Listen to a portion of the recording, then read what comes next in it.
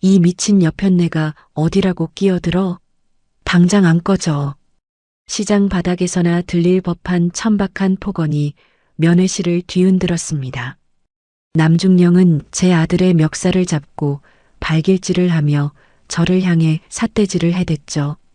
평범한 옷차림을 한 저를 그저 만만한 아줌마로 본 모양입니다. 저는 입술을 깨물며 지지겨진 아들의 다리를 보았습니다. 그리고 조용히 부대를 빠져나와 차에 올라탔습니다. SST 정보가동에서 내일 아침까지 해당 부대 모든 정보를 내 책상 위에 올려놔. 아들은 군대 내 거대 악의 축, 일심회의 심장부에 스스로 제 몸을 던진 상태였습니다. 이제 엄마가 아닌 군단장의 이름으로 내 아들을 구하러 갑니다. 여러분의 일상이 조금 더 특별해질 수 있도록 구독과 좋아요, 알림 설정해 주시면 매일매일 이야기 선물을 보내드릴게요. 오늘의 사연 지금 시작합니다. 봄이 막 끝물에 접어든 오후였어요. 전방부대 면회장 입구에 검은색 승용차 한 대가 멈춰섰죠. 차 문을 열고 내린 여인은 낡은 청재킷에 면바지 차림이었어요.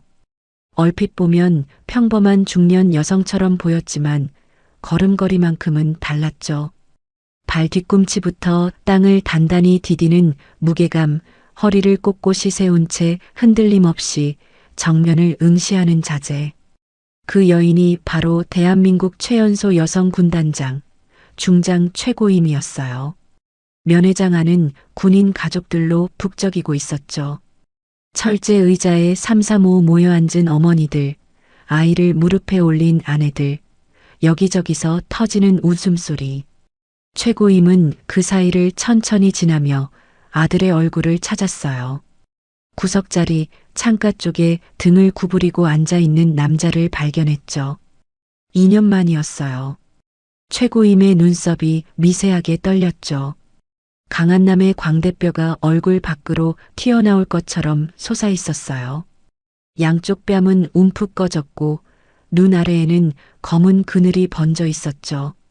강한남이 자리에서 일어서는 순간 왼쪽 다리가 심하게 흔들렸어요.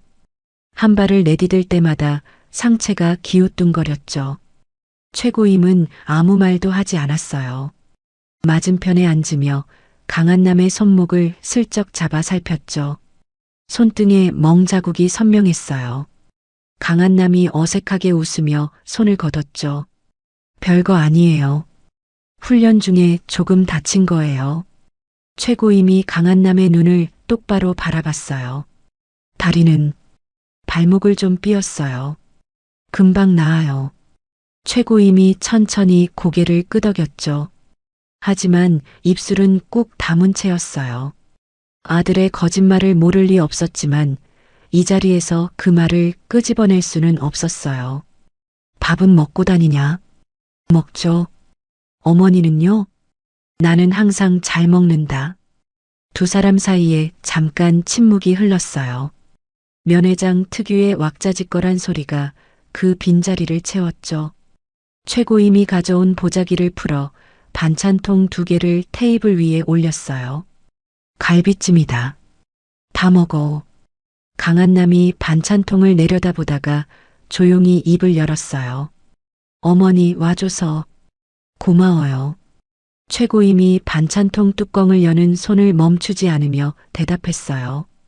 면회 한 번 안 왔다고 구박이라도 들을까봐 온 거다. 강한남이 피식 웃었죠. 그 웃음이 너무 짧게 끝났어요. 바로 그때였어요.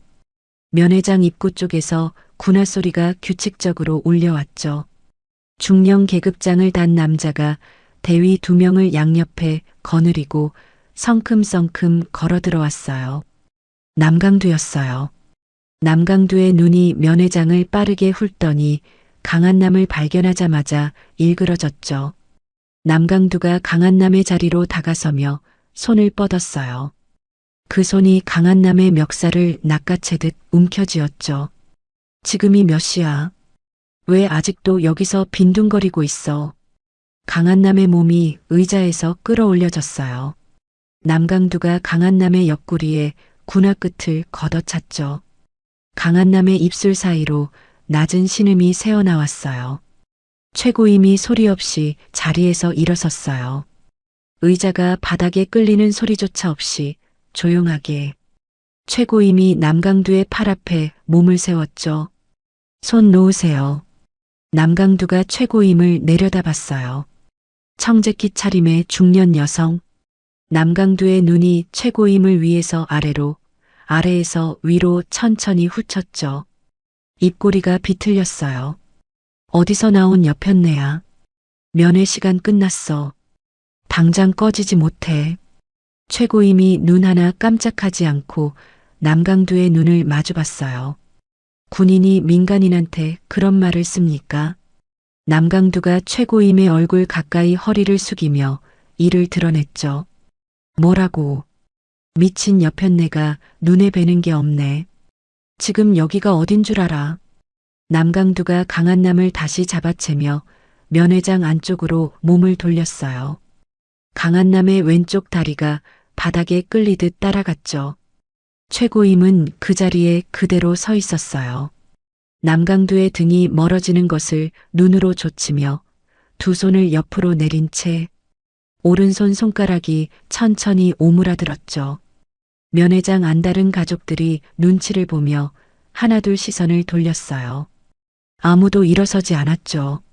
강한남이 끌려가면서 한 번 뒤를 돌아봤어요. 최고임과 눈이 마주친 찰나 강한남의 오른손이 축 늘어졌죠. 손가락 사이에서 작은 종이 조각이 바닥으로 미끄러지듯 떨어졌어요. 최고임의 발 앞이었죠. 최고임이 몸을 숙이지 않고 군화 옆으로 종이를 밀어 발바닥 아래 덮었어요. 잠시 후 보자기를 챙기는 척 허리를 굽히며 손바닥 안에 집어넣었습니다. 면회장 문이 닫혔어요. 강한남이 사라졌어요. 차 문을 닫자마자 면회장 소음이 완전히 끊겼어요. 최고임이 주먹을 천천히 펼쳤죠. 손바닥 위에 놓인 것은 작은 종이약 한 마리였어요. 최고임이 종이약을 창에 비춰봤어요. 안에 무언가 적혀 있었습니다. 날개를 접은 방향을 거꾸로 따라가며 종이를 조심스럽게 펼쳤어요. 펼쳐진 안쪽에는 촘촘한 숫자와 기호들이 빼곡하게 적혀 있었죠. 최고임의 눈이 첫 줄을 읽는 순간 숨이 멎었어요. 격자 암호였습니다. 최고임과 강한남이 어린 시절 단둘만이 알고 있던 놀이. 종이에 격자를 그리고 좌표로 글자를 숨기던 그 암호였어요. 최고임이 오른손으로 종이를 누르며 격자를 하나하나 읽어내려갔죠. 숫자들이 천천히 문장으로 풀렸어요. 최고임이 종이를 내려놓았어요. 잠깐 눈을 감았다가 뜨면서 창밖을 봤죠. 부대 정문 위에서 태극기가 바람에 천천히 나부꼈어요. 최고임이 핸드폰을 들고 한 번호를 눌렀어요. 신호음이 채 한 번 울리기도 전에 상대가 받았죠. 최고임이 낮고 평평한 목소리로 말했어요. 지금 당장 전원 소집해. 이유는 복귀하면 설명한다. 통화를 끊고 시동을 걸었어요. 차가 천천히 정문을 벗어나 큰 길로 접어들었죠. 최고임의 눈은 정면을 향하고 있었지만 시선은 어딘가 훨씬 멀리 가 있었어요. 군단 본부에 불이 꺼지지 않았어요. 자정을 넘긴 시각, 작전 상황실 안에 SST 요원 6명이 테이블을 에워싸고 앉아 있었죠. 테이블 위에는 출력된 서류 묶음, 촬영본 사진들, 손으로 쓴 메모지가 겹겹이 쌓여 있었어요. 최고임은 상석에 앉지 않았죠.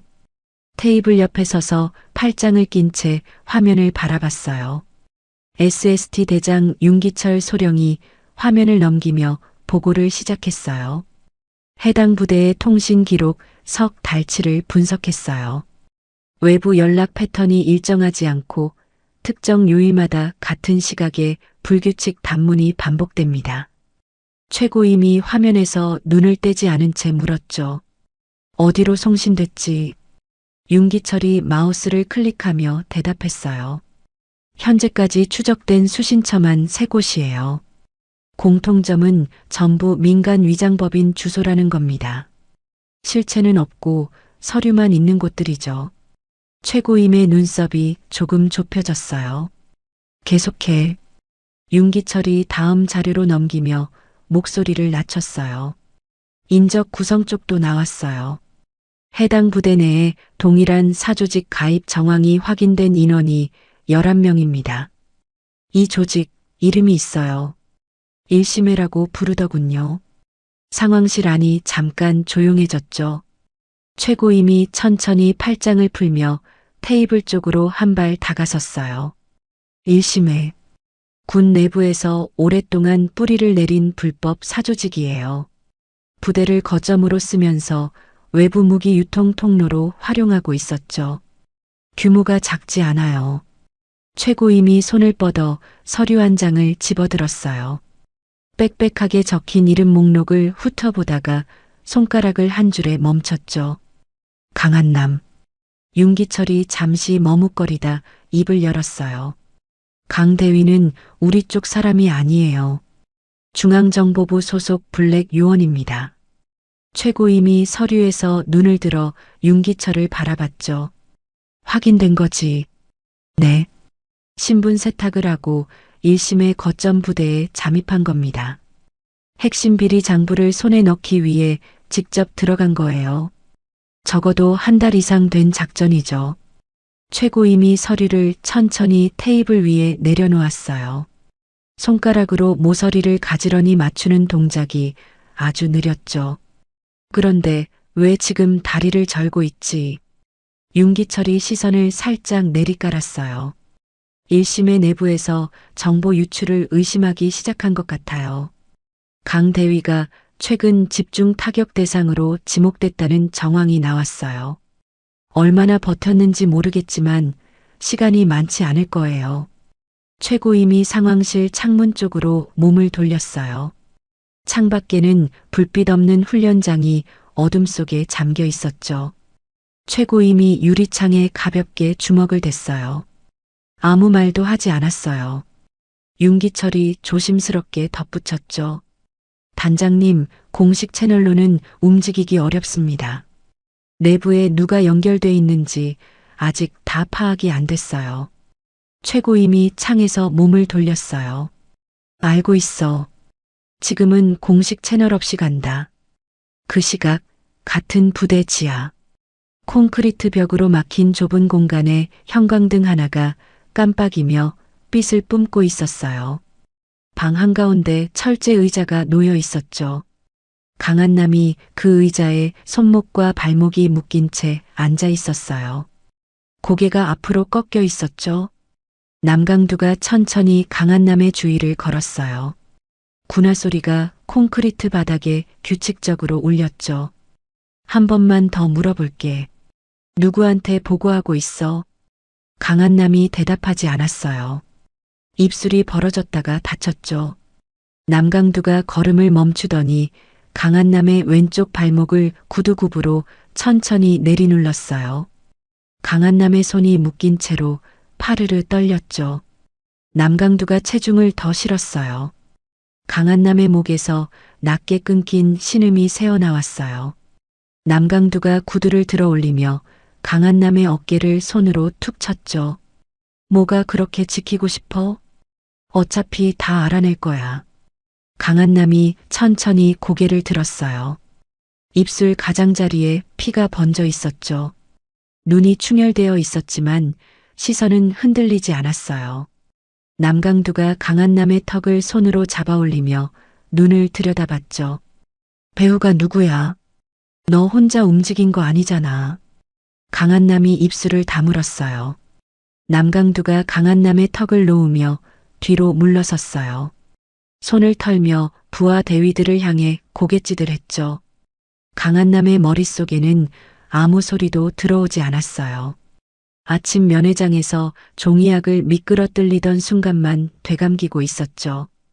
어머니의 발 앞으로 떨어지던 그 종이가 어머니 손바닥 안으로 사라지던 그 찰나가 강한남이 눈을 감았어요. 통증이 다시 발목을 타고 올라왔지만 입을 열지 않았죠. 형광등이 한번 크게 깜빡이더니 다시 안정됐어요. 지하실 안은 다시 남강두의 구두 소리로만 채워졌죠. 강한남은 그 소리가 멀어지는 것을 느끼면서도 눈을 뜬지 않았어요. 의식이 서서히 흐릿해졌어요. 끝까지 입을 열지 않은 채로였죠. 박 대령이 군단 본부 복도를 걷고 있었어요. 이른 새벽 복도에는 불을 밝힌 곳이 별로 없었죠. 박 대령은 작전 상황실 쪽에서 새어나오는 불빛을 멀리서 확인하고 발걸음을 멈췄어요. 상황실 문 앞에 SST 요원 2명이 서 있었죠. 박 대령이 시계를 내려다봤어요. 새벽 2시가 넘어 있었어요. 박 대령이 표정을 고른 뒤 태연하게 상황실 문 쪽으로 걸어갔죠. 요원 한 명이 가볍게 고개를 숙이며 앞을 막았어요. 단장님 지시로 외부 출입을 통제 중입니다. 대령님. 박 대령이 짧게 웃으며 고개를 끄덕였죠. 그래, 수고해. 박 대령이 몸을 돌려 복도를 되돌아갔어요. 요원들이 시야에서 사라지는 순간 박 대령의 걸음이 빨라졌죠. 박 대령이 자기 집무실로 들어가 문을 잠갔어요. 책상 서랍 맨 아래 칸을 당기고 숨겨진 공간에서 위성 단말기를 꺼냈죠. 손가락이 번호를 누르는 동안 미세하게 떨렸어요. 신호가 2번 갔을 때 상대가 받았어요. 박 대령이 입을 바짝 붙이며 낮게 말했죠. SST가 돌아갔어요. 단장이 직접 소집했습니다. 통신 기록이랑 인적 구성까지 들어갔을 가능성이 높아요. 수화기 너머로 짧은 침묵이 흘렀어요. 곧이어 굵고 낮은 목소리가 돌아왔죠. 얼마나 들어갔는지 확인할 수 있어. 지금 당장은 어렵습니다. 상황실을 봉쇄해버렸어요. 그럼 시간이 없다는 거네. 박 대령이 단말기를 더 세게 쥐었어요. 강한남을 정리해야 합니다. 놔두면 안 돼요. 수화기 너머 목소리가 한 박자 쉬었다가 대답했죠. 알아서 처리할 테니 넌 그쪽이나 잘 막아. 통화가 끊겼어요. 박 대령이 단말기를 서랍에 도로 밀어넣고 잠금 장치를 채웠죠. 의자에 등을 기대며 천장을 올려다봤어요. 눈빛이 아무것도 담지 않은 채 천장 구석에 멈춰 있었어요. 군단 본부에서 차로 2시간 거리, 도심 외곽이었어요. 동이 트기 직전 하늘 아래쪽이 희뿌옇게 물들기 시작하고 있었죠. 최고임이 혼자 낡은 트럭 한 대를 몰아 황무지 끝 진입로에 세웠어요. 암호를 모두 풀어낸 건 새벽 1시였어요.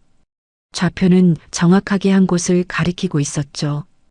최고임이 손전등을 들고 잡초가 무릎까지 올라오는 공터를 걸었어요. 두꺼운 배수관이 땅 위로 반쯤 솟아있는 지점에서 걸음을 멈췄죠. 쭈그려 앉아 배수관 안쪽을 손전등으로 비췄어요. 안쪽 깊숙한 곳에 전선암 하나가 테이프로 붙어 있었어요. 최고임이 팔을 뻗어 전선암을 떼어냈죠. 뚜껑을 열자 비닐에 꼭꼭 쌓인 물건이 하나 나왔어요. USB였어요. 최고임이 비닐을 벗기며 자리에서 일어섰어요. 손전등 빛 아래에서 USB를 가만히 들여다봤죠. 아들이 직접 이 자리까지 와서 숨겨뒀을 거라는 생각이 들었어요. 절뚝이는 다리로. 최고임이 트럭으로 돌아와 노트북을 열고 USB를 꽂았어요. 파일 목록이 뜯는 대체 3초도 걸리지 않았죠. 화면을 가득 채운 파일 이름들을 천천히 내려봤어요. 무기거래 목록, 납품처와 수량이 날짜별로 정리된 표, 해외 자금 이동 내역, 그리고 맨 아래 별도 폴더 하나. 최고임이 그 폴더를 열었어요. 파일이 2개였죠. 하나는 조직도, 하나는 제목 없는 문서였어요. 제목 없는 문서를 열었어요. 읽어 내려가는 최고임의 눈이 중간쯤에서 멈췄죠. 화면 속 글자들은 무기 밀매를 넘어서 특정 시점에 국가 핵심 시설을 장악하기 위한 단계별 계획을 담고 있었어요. 최고임이 노트북 화면을 닫았어요. 덮는 소리가 트럭 안에 짧게 울렸죠. 최고임이 앞유리를 바라봤어요. 동이 트면서 하늘이 붉게 물들어 있었어요. 강한남이 이걸 혼자 손에 넣었다는 사실이 가슴을 짓눌렀죠. 잠입해서 버티면서 고문을 당하면서도 끝까지 숨겨둔 것이었어요. 최고임이 핸들을 두 손으로 잡았어요.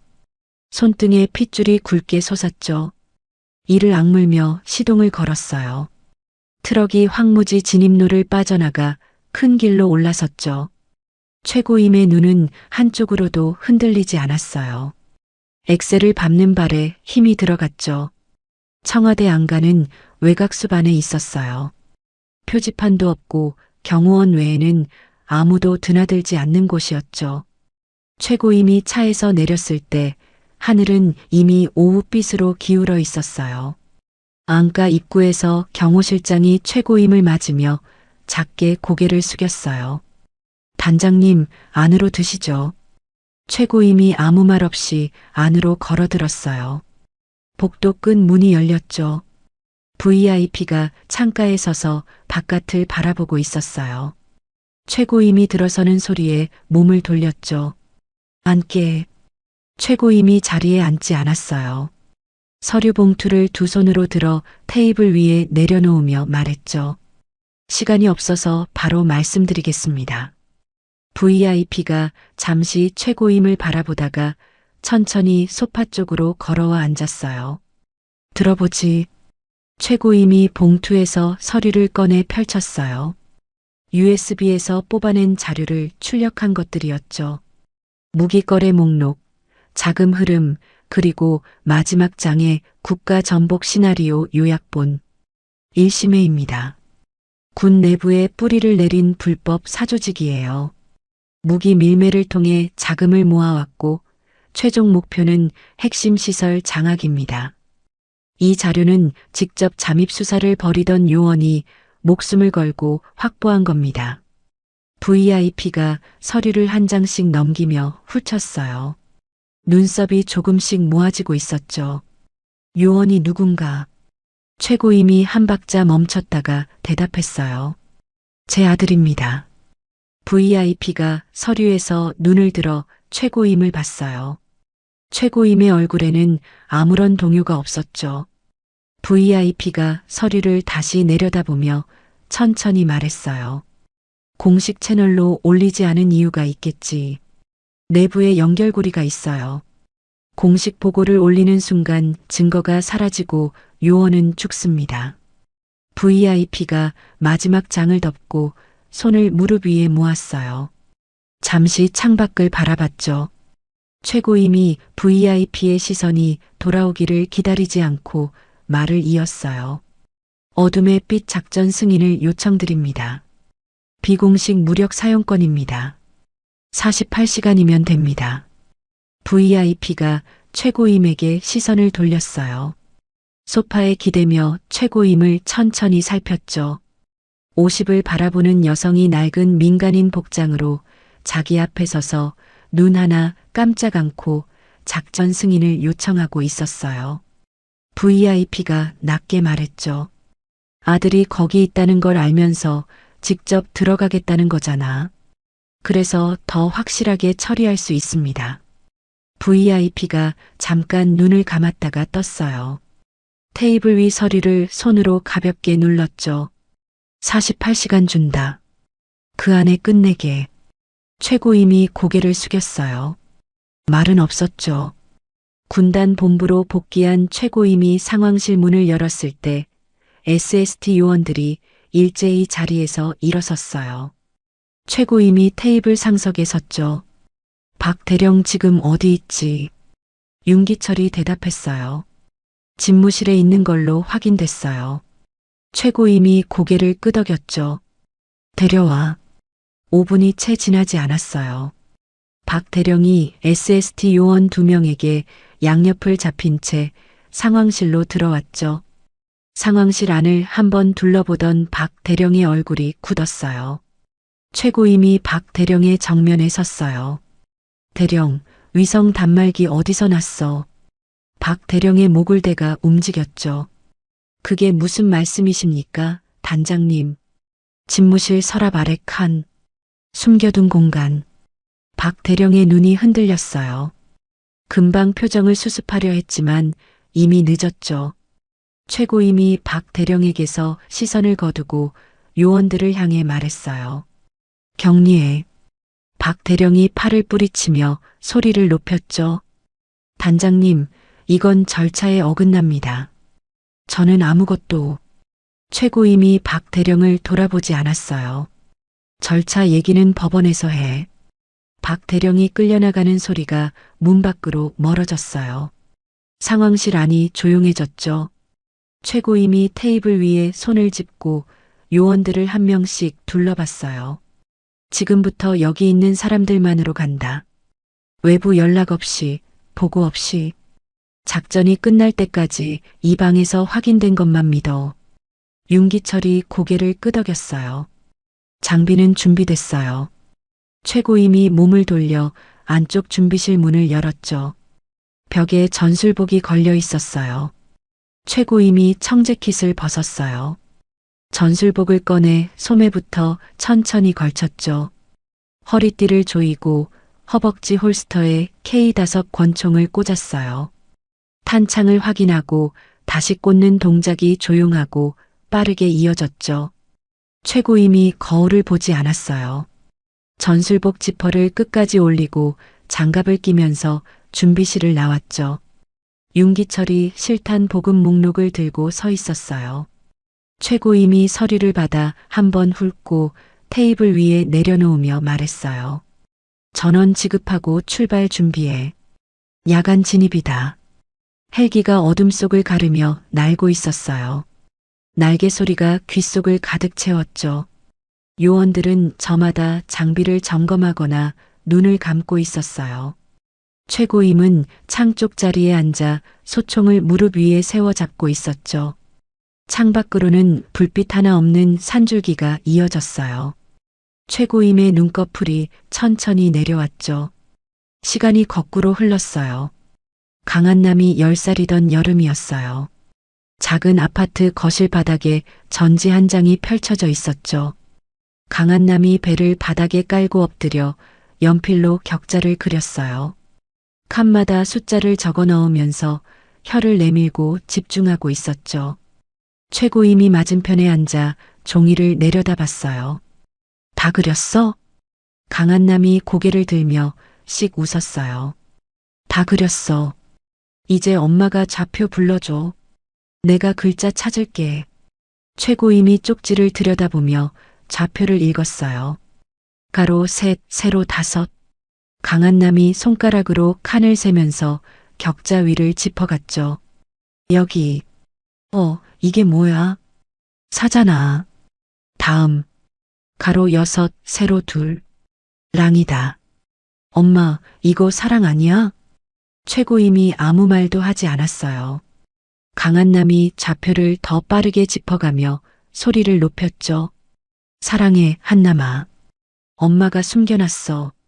강한남이 몸을 일으켜 최고임에게 달려들었어요. 목을 와락 끌어안으며 소리쳤죠. 나도 사랑해, 엄마. 나 나중에 엄마 지켜주는 멋진 군인 될 거야. 최고임이 강한남의 등에 손을 얹었어요. 아무 말도 하지 않았지만 손에 힘이 들어갔죠. 강한남이 고개를 들어 최고임을 올려다봤어요. 진짜야. 꼭 엄마 지켜줄 거야. 최고임이 강한남의 이마에 손을 얹으며 말했어요. 그래. 두고 보자.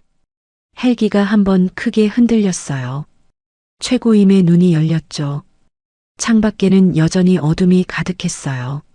최고임이 무릎 위 소총을 들어 놀이쇠를 잡아당겼어요. 철컥, 짧고 단단한 소리가 헬기 안에 울렸죠. 윤기철이 그 소리에 고개를 돌렸어요. 최고임이 정면을 바라보며 말했어요. 20분 후 진입. 윤기철이 고개를 끄덕이며 요원들에게 손짓했죠. 헬기가 목표 지점 외곽에 내려앉았어요. 회전 날개바람이 잡초를 납작하게 눌렀죠. 요원들이 한 명씩 뛰어내렸어요. 최고임이 마지막으로 내렸어요. 야간 투시경을 내려쓰고 소총 개머리판을 어깨에 붙였죠. 세상이 초록빛 윤곽으로 바뀌었어요. 전방 200m 지점에 콘크리트 건물 외벽이 보였어요. 창문은 모두 막혀 있었고 외부 경비 2명이 입구 좌우에 서 있었죠. 윤기철이 최고임 옆에 바짝 붙어 속삭였어요. 섬광탄 선제 투입하고 진입할까요? 최고임이 잠깐 입구 쪽을 살피다 대답했죠. 입구 2명 먼저 처리하고 섬광탄은 지하 진입 직전에 써. 소리 최소화한다. 윤기철이 뒤쪽 요원들에게 수신호를 보냈어요. 요원 2명이 그림자처럼 낮게 움직이더니 경비 2명을 소리 없이 제압했죠. 최고임이 선두에 서서 건물 입구로 달렸어요. 뒤로 요원들이 일렬로 따랐죠. 내부는 좁은 복도였어요. 형광등빛이 흘렀고 복도 끝에 계단이 보였죠. 계단 입구에서 총을 든 남자 2명이 최고임 쪽을 발견하고 소리를 질렀어요. 최고임이 몸을 벽에 붙이며 방아쇠를 당겼어요. 2발이었죠. 복도 끝 2 남자가 차례로 쓰러졌어요. 윤기철이 계단 쪽으로 달려가 아래를 확인했죠. 지하로 이어집니다. 최고임이 계단 입구로 걸어가며 요원에게 손을 내밀었어요. 섬광탄. 요원이 섬광탄 2개를 건넸죠. 최고임이 계단 아래로 하나를 던졌어요. 터지는 소리와 함께 지하에서 비명이 터졌죠. 최고임이 계단을 내달렸어요. 뒤로 요원들이 쏟아져 내려왔죠. 지하 복도에 1심의 조직원들이 눈을 감싸 쥐거나 비틀거리고 있었어요. 최고임이 그 사이를 헤치며 앞으로 밀고 들어갔죠. 가로막는 자는 개머리판으로, 덤비는 자는 소총으로 단숨에 눕혔어요. 움직임이 끊기지 않고 이어졌죠. 복도 끝에 철제문이 하나 보였어요. 안에서 아무 소리도 나지 않았죠. 최고임이 문 손잡이를 잡아당겼어요. 잠겨 있었죠. 최고임이 뒤를 돌아보지 않고 손을 내밀었어요. 윤기철이 파쇄기를 건넸죠. 최고임이 문 경첩에 장치를 대고 작동시켰어요. 짧은 굉음과 함께 철제문이 안으로 쓰러졌죠. 최고임이 소총을 앞으로 향한 채 방 안으로 들어섰어요. 형광등 아래 의자 하나가 있었죠. 강한남이 그 의자에 묶인 채 고개를 앞으로 떨구고 있었어요. 옷은 군데군데 찢겨 있었고 왼쪽 발목 아래로 피가 말라 있었죠. 최고임의 시선이 강한남에게 고정됐어요. 소총이 내려가지 않았죠. 방 구석 그림자 속에서 남강두가 천천히 걸어 나왔어요. 군복 상의를 벗고 러닝셔츠 차림이었죠. 손에는 권총이 들려 있었어요. 남강두가 최고임을 보더니 입꼬리를 올렸어요. 면회장에서 봤던 그 여편네잖아. 최고임이 소총 끝을 남강두의 미간에 맞췄어요. 한 발짝도 움직이지 않았죠. 남강두의 입꼬리가 서서히 내려갔어요. 총구가 자신의 이마를 향하고 있다는 사실을 이제야 제대로 본 것 같았죠. 손에 든 권총이 미세하게 흔들렸어요. 최고임이 남강두의 눈을 똑바로 보며 말했어요. 권총 바닥에 내려놔. 남강두의 손이 천천히 아래로 내려갔어요. 권총이 바닥에 닿는 소리가 고문실 안에 짧게 울렸죠. 최고임이 요원에게 눈짓했어요. 요원이 달려들어 남강두를 벽으로 밀어붙이며 제압했죠. 최고임이 소총을 내리고 강한남에게로 걸어갔어요. 묶인 손목의 결박을 끊었죠. 강한남의 머리가 천천히 올라왔어요. 퉁퉁 부은 눈꺼풀 사이로 충혈된 눈이 최고임을 알아봤죠. 강한남이 갈라진 목소리로 말했어요. 어머니. 최고임이 강한남의 발목 결박을 끊으며 대답했어요. 일어날 수 있어. 강한남이 의자 팔걸이를 짚으며 몸을 일으키려 했어요. 왼쪽 다리에 힘이 들어가지 않았죠. 최고임이 팔을 뻗어 강한남의 팔을 잡아 부축했어요. 바로 그 순간이었어요. 고문실 뒤편 벽에 달린 비상문이 안쪽으로 열렸죠. 삐걱거리는 금속 소리와 함께 군복 차림의 남자가 걸어 들어왔어요. 어깨에 별이 달려 있었죠. 60대 초반, 머리가 반쯤 센 남자였어요. 한 장군이었어요. 한 장군이 오른손으로 강한남의 목덜미를 낚아챘어요. 강한남의 몸이 최고임 팔에서 떨어져 나갔죠. 한 장군이 강한남을 앞으로 끌어당기며 관자놀이에 권총을 댔어요. 요원들이 일제히 총구를 한 장군 쪽으로 돌렸죠. 고문실 안이 한순간에 얼어붙었어요. 한 장군이 최고임을 보며 천천히 웃었어요. 서두르는 기색이 없었죠. 최중장, 소문은 많이 들었어. 최고임이 소총을 들어 한 장군에게 겨눴어요. 한 장군이 왼손을 들어 올렸어요. 손바닥 위에 검은 리모컨이 올려져 있었죠. 엄지손가락이 버튼 위에 얹혀 있었어요. 이 건물 안에 시사가 12군데 박혀 있어. 내가 이걸 누르면 여기 있는 사람 전부 흙이 되는 거야. 요원들이 서로 눈빛을 교환했어요. 아무도 방아쇠를 당기지 못했죠. 강한남이 한 장군의 팔에 목이 반쯤 걸린 채 눈을 최고임에게 고정했어요. 입술이 움직였죠. 어머니 쏘세요. 여기서 멈추면 안 돼요. 한 장군이 권총을 강한남의 관자놀이에 더 깊게 눌렀어요. 조용히 해. 최고임이 소총을 내리지 않았어요. 방아쇠 울에 걸린 손가락도 움직이지 않았죠. 한 장군의 미간과 강한남의 얼굴 사이 거리를 눈으로 재고 있었어요. 한 장군이 뒷걸음질을 치며 비상문 쪽으로 몸을 옮겼죠. 퇴각해. 30초 준다. 최고임이 한 발자국 앞으로 내디뎠어요. 바로 그때였어요. 천장 환기구 쪽에서 굉음이 터졌죠. 최고임의 오른 허벅지에 뭔가가 박혀드는 느낌이 왔어요. 총소리가 뒤늦게 귀에 들어왔죠. 최고임의 오른쪽 무릎이 바닥을 짚었어요. 허벅지에서 뜬거운 것이 빠르게 번지는 게 느껴졌죠. 윤기철이 소리쳤어요. 저격입니다. 환기구. 요원 둘이 환기구 쪽으로 총을 쏘며 달렸어요. 고문실 안이 총소리로 가득 찼죠. 최고임이 왼손으로 바닥을 짚고 몸을 일으키려 했어요. 다리가 말을 듣지 않았죠. 이를 악물며 소총을 잡은 손에 힘을 넣었어요. 시선은 한 장군에게서 떼지 않았어요. 한 장군이 그 모습을 보며 리모컨 쪽 엄지에 힘을 줬죠. 아직도 버티겠다고. 그 순간 건물 북쪽 어딘가에서 굵은 폭발음이 터졌어요. 바닥이 한번 크게 흔들렸죠. 천장에서 콘크리트 먼지가 쏟아졌어요. 고문실 형광등이 깜빡이다가 꺼졌죠. 비상 조명마저 한번 붉게 들어왔다가 사라졌어요. 완전한 어둠이었어요. 요원들이 야간 투시경을 내려 쓰는 소리가 여기저기서 들렸죠. 연기가 빠르게 퍼졌어요. 코를 찌르는 냄새와 함께 눈앞이 뿌옇게 흐려졌죠. 최고임이 어둠 속에서 오른손으로 허벅지를 눌렀어요. 손바닥이 뜬겁고 축축했죠.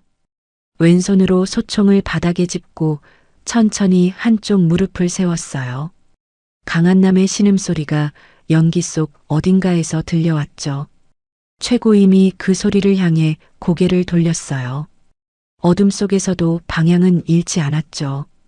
최고임이 바닥을 짚은 손에 힘을 모으며 몸을 일으켰어요. 오른 다리가 버티지 못하고 흔들렸죠. 그래도 넘어지지 않았어요. 연기가 더 짙어졌어요. 복도 쪽에서 총성이 이어졌죠. 어딘가에서 무언가가 쓰러지는 소리가 났어요. 최고임이 한 발씩 앞으로 뗐어요. 오른 다리를 끌면서도 멈추지 않았죠. 강한남의 목소리가 가까워졌어요. 어머니. 최고임이 연기 속으로 한 발 더 내디뎠죠. 연기가 가득 찬 어둠 속에서 최고임의 귀가 열렸어요. 숨소리, 발소리, 바닥을 긁는 소리. 눈이 아무것도 보지 못할 때 귀가 그 빈자리를 채웠죠. 한 장군의 발소리가 비상문 쪽에서 멈춰 있었어요. 연기 때문에 방향을 잃은 것 같았죠. 최고임이 오른 다리를 끌며 그 소리를 향해 움직였어요. 리모컨. 그것만 손에 넣으면 됐죠. 발소리가 오른쪽으로 조금 이동했어요. 최고임이 방향을 틀었죠. 허벅지에서 통증이 파도처럼 밀려왔지만 속도를 줄이지 않았어요. 한 장군의 손이 비상문 손잡이를 더듬는 소리가 들렸죠. 최고임이 그 소리를 향해 마지막으로 몸을 날렸어요. 두 사람이 부딪히며 비상문 옆 벽으로 쓰러졌죠. 한 장군이 팔꿈치로 최고임의 옆구리를 가격했어요. 최고임이 이를 악물며 한 장군의 왼손을 잡아 비틀었죠. 한 장군이 신음을 내뱉었어요. 이 손을 놔. 최고임이 대답 대신 손목을 더 세게 꺾었어요. 리모컨이 손에서 떨어지는 소리가 바닥에 울렸죠. 최고임이 바닥을 손으로 더듬었어요. 손끝에 플라스틱 감촉이 닿았죠. 리모컨을 쥐는 순간 한 장군이 최고임의 등을 발로 걷어찼어요. 최고임이 앞으로 쏠리며 왼 무릎을 바닥에 찧었죠. 리모컨을 쥔 손을 가슴 쪽으로 끌어안으며 넘어지지 않으려 버텼어요. 한 장군이 위에서 내려 눌러왔죠. 최고임이 왼 팔꿈치를 뒤로 밀어 한 장군의 얼굴을 가격했어요. 둔탁한 소리와 함께 한 장군이 뒤로 물러났죠. 최고임이 리모컨을 뒤집어 안전핀을 확인했어요. 손가락으로 핀을 밀어 잠금을 걸었죠. 바로 그때 상황실 쪽에서 불빛이 쏟아져 들어왔어요. 윤기철이 선두에 서서 야간 투시경을 올리며 들어왔죠. 진압 완료입니다. 잔당 12, 전부 제압했어요. 윤기철이 비상문 옆에 쓰러진 한 장군을 발견하고 요원들에게 손짓했죠. 요원 2명이 달려들어 한 장군의 팔을 꺾어 눌렀어요. 한 장군이 바닥에 뺨을 붙인 채 눈을 치켜떴죠. 이게 끝이라고 생각하는 거야. 나 하나 잡는다고 달라지는 건 없어. 최고임이 한 장군 앞에 쪼그려 앉았어요. 리모컨을 한 장군의 눈높이에 들어 보이며 말했죠. 달라지죠. 지금 많이 달라졌어요. 한 장군이 더 말을 잇지 않았어요. 요원들이 한 장군의 손목을 케이블 타이로 묶었죠. 최고임이 자리에서 일어섰어요. 오른 다리가 흔들렸지만 벽을 짚지 않았죠. 윤기철이 옆으로 달려왔어요. 다리를 봐야 합니다. 단장님. 최고임이 고개를 저었어요. 강대위 먼저야. 연기가 조금씩 가라앉고 있었어요. 고문실 안쪽으로 불빛이 들어오기 시작했죠. 강한남이 벽을 등지고 바닥에 주저앉아 있었어요. 두 손으로 왼쪽 발목을 감싸쥐고 있었죠. 최고임이 강한남 앞에 무릎을 꿇었어요. 발목 상태를 손으로 짚어봤죠. 강한남이 숨을 들이켰어요. 괜찮아요. 괜찮지 않아. 최고임이 요원을 향해 고개를 돌렸어요. 부목이랑 압박 붕대 가져와. 요원이 응급 키트를 열었죠. 최고임이 직접 붕대를 받아 강한남의 발목을 고정했어요. 손이 빠르고 정확하게 움직였죠. 강한남이 최고임의 손을 내려다보다가 천천히 입을 열었어요. 어머니 다리는요? 최고임이 붕대를 마저 감으며 대답하지 않았어요. 바로 그때였어요. 천장 어딘가에서 낮고 긴 소리가 울렸죠. 콘크리트가 버티지 못하는 소리였어요. 윤기철이 고개를 들어 천장을 봤어요. 2차 폭발 여파가 구조에 영향을 주고 있어요. 빨리 나가야 합니다. 최고임이 붕대 끝을 매듭 지으며 강한남에게 말했죠. 일어서. 강한남이 벽을 짚고 일어섰어요. 왼쪽 다리에 힘이 들어가지 않자 최고임이 강한남의 팔을 자기 어깨 위에 걸쳤죠. 강한남이 몸을 빼려 했어요. 제가 어머니 짚고 가면 어머니 다리가. 최고임이 강한남의 팔을 더 단단히 잡아당기며 말했어요. 천장 균열에서 먼지가 쏟아지기 시작했어요. 벽 한쪽이 안으로 밀려들며 콘크리트 덩어리가 바닥으로 떨어졌죠. 최고임이 강한남을 부축한 채 복도로 나섰어요. 오른 다리를 끌면서도 걸음이 끊기지 않았죠. 복도 곳곳에서 잔해가 떨어져 내렸어요. 요원들이 앞뒤로 에워싸며 함께 달렸죠. 윤기철이 선두에서 길을 열었어요. 계단 초입에서 천장 일부가 내려앉으며 통로를 반쯤 막았어요. 윤기철과 요원 한 명이 잔해를 발로 밀어냈죠. 최고임이 강한남을 끌고 그 좁은 틈을 빠져나갔어요. 강한남의 머리가 잔해 모서리에 닿을 뻔했죠. 최고임이 손으로 강한남의 머리를 눌러 낮췄어요. 계단을 올라 복도로 나오자 차가운 공기가 쏟아졌죠. 건물 외벽 한쪽이 열려 있었어요. 요원들이 거기서부터 뛰기 시작했어요. 최고임도 뛰었죠. 오른 다리가 내디딜 때마다 무릎이 꺾일 듯 흔들렸어요. 그래도 멈추지 않았죠. 건물 밖으로 나온 순간 뒤에서 굉음이 터졌어요. 집안이 흔들리며 모두 앞으로 쏠렸죠. 최고임이 강한남을 끌어안으며 함께 풀밭 위로 쓰러졌어요. 먼지와 연기가 머리 위로 쏟아졌죠. 잠시 후 고요함이 왔어요. 최고임이 눈을 떴어요. 밤하늘이 보였죠. 강한남이 최고임의 팔 안에서 작게 중얼거렸어요. 죄송해요, 엄마. 최고임이 눈을 하늘에 고정한 채 대답했어요. 보고는 무사히 복귀해서 해라. 강한남이 대답하지 않았어요. 숨소리가 느려지며 의식이 흐려지는 게 느껴졌죠. 최고임이 강한남의 등을 손바닥으로 눌렀어요. 아주 천천히, 그리고 꽉. 그 손이 오랫동안 떨어지지 않았죠. 군법회의는 열흘째 이어졌어요. 서울 중심가 법원 건물 앞에는 매일 아침 취재 차량이 줄을 섰죠. 하지만 최고임은 그 건물 앞에 한 번도 나타나지 않았어요. 병원 침대에 누운 채 창밖을 보는 날이 더 많았죠. 병실 텔레비전에서 아나운서 목소리가 흘러나왔어요. 1심의 조직원 전원이 반국가 세력으로 규정되어 오늘 최종 선고가 내려졌습니다. 남강도 중령을 포함한 핵심 가담자 15명은 군법회의에서 최고형을. 최고임이 리모컨으로 텔레비전을 껐어요. 병실이 조용해졌죠. 창밖에는 여름이 시작되고 있었어요. 나무 잎사귀가 햇빛을 받아 반짝였죠. 문이 열렸어요. 윤기철이 들어서며 가볍게 고개를 숙였어요. 몸은 좀 어떠세요? 최고임이 침대 등받이를 세우며 대답했어요. 다음 주면 물리치료 시작해. 윤기철이 의자를 당겨 앉으며 봉투 하나를 내밀었죠.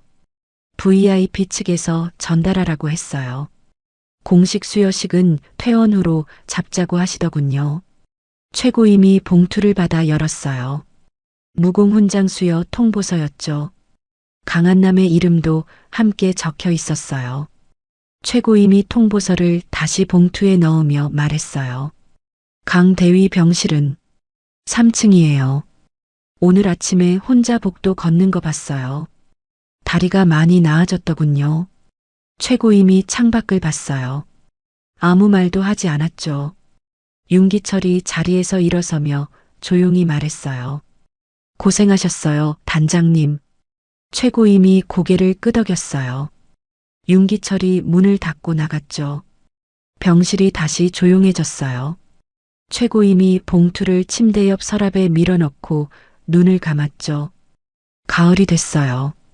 강변 산책로에는 노란 잎들이 바닥을 덮고 있었어요. 평일 오후라 사람이 많지 않았죠. 강물이 햇빛을 받아 조각조각 빛났어요. 강한남이 강변 벤치 앞 편의점 봉지를 흔들며 걸어왔어요. 왼쪽 다리에 아주 가벼운 어색함이 남아 있었지만 절뚝이지는 않았죠. 최고임이 벤치에 앉아 강을 바라보고 있었어요. 사복 차림이었죠. 군복도 계급장도 없었어요. 강한남이 옆에 앉으며 봉지에서 아이스크림 2개를 꺼냈어요. 딸기랑 바닐라 어떤 거 먹을 거야? 최고임이 강한남을 잠깐 봤어요. 아무거나. 강한남이 바닐라를 최고임 쪽으로 내밀었어요. 그럼 딸기는 내가 먹을게. 최고임이 아이스크림을 받아 포장을 뜯었죠. 한 입 베어 물었어요. 달았어요. 강한남이 아이스크림을 핥으며 강 쪽을 바라봤어요. 나 다음 달에 복직 신청할 거야. 최고임이 강물을 보며 물었어요. 다리는 다 됐어. 뛰는 것도 이제 되거든. 최고임이 아무 말도 하지 않았어요. 아이스크림을 한 번 더 베어 물었죠. 강한남이 최고임 쪽으로 고개를 돌렸어요. 반대야. 최고임이 강한남을 봤죠. 언제 내가 반대했어. 강한남이 피식 웃었어요. 맨날 반대하면서. 최고임이 시선을 다시 강 쪽으로 돌렸어요. 입꼬리가 아주 조금 올라갔죠. 강한남이 아이스크림 막대를 손으로 돌리며 말했어요. 그때 면회 왔을 때 있잖아. 남중령이 나 끌고 들어갈 때. 최고임이 대답하지 않았어요. 앞을 막아서더라. 그 인간한테. 최고임이 아이스크림 포장지를 접으며 말했어요. 길을 막은 거야. 앞을 막은 게 아니라. 강한남이 잠깐 최고임을 바라봤어요. 그러더니 다시 강 쪽으로 고개를 돌렸죠. 아무튼 2사람 사이에 잠시 강바람이 지나갔어요. 낙엽 하나가 벤치 앞으로 날아와 바닥에 내려앉았죠.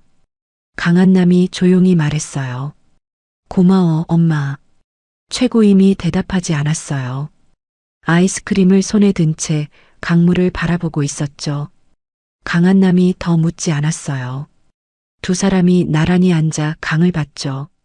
잠시 후 최고임이 먼저 자리에서 일어났어요. 걷자. 강한남이 봉지를 들고 일어섰죠. 2사람이 산책로를 따라 걷기 시작했어요. 최고임이 앞서 걷고 강한남이 옆에 맞췄죠. 걸음 속도가 자연스럽게 같아졌어요. 강물 위로 저녁 해가 기울면서 물빛이 붉게 물들었어요. 산책로 끝이 노을 속으로 이어졌죠. 2사람의 그림자가 길게 뒤로 늘어졌어요. 최고임이 걸으면서 아이스크림을 한 입 더 베어 물었어요. 아무 말도 하지 않았죠. 그 얼굴에 인자한 미소가 번지고 있었어요. 최고임은 끝내 아무것도 포기하지 않았어요. 군단장의 자리도 어머니의 마음도 총구를 겨누는 손과 아들의 등을 감싸는 손이 같은 손이었죠. 세상이 침묵을 강요할 때도 어둠이 앞을 가로막을 때도 최고임은 멈추지 않았어요. 그리고 결국 진실은 빛 앞으로 걸어 나왔죠. 강변을 걷는 2사람의 뒷모습은 화려하지 않았어요. 훈장도 계급장도 박수도 없었죠. 그냥 엄마와 아들이었어요. 그것으로 충분했죠. 여러분 곁에도 말 못할 무게를 혼자 짊어진 누군가가 있을 거예요. 오늘 이 이야기가 그 마음에 작은 위로가 되었으면 합니다. 진실은 밝혀집니다. 구독으로 정의를 좋아요로 응원하는 한 걸음을 그리고 알림 설정으로 저와 함께 해주세요. 오늘도 시청해 주셔서 감사합니다. 사연의 달인의 채널의 모든 영상은 AI 보조도구를 통해 제작된 창작 콘텐츠입니다. 등장하는 인물의 외형 단체의 명칭, 지리적 배경은 모두 실제와 무관한 가상의 장치임을 명시하며 유튜브 정책에 따른 AI 생성물 고지 의무를 준수하고 있습니다.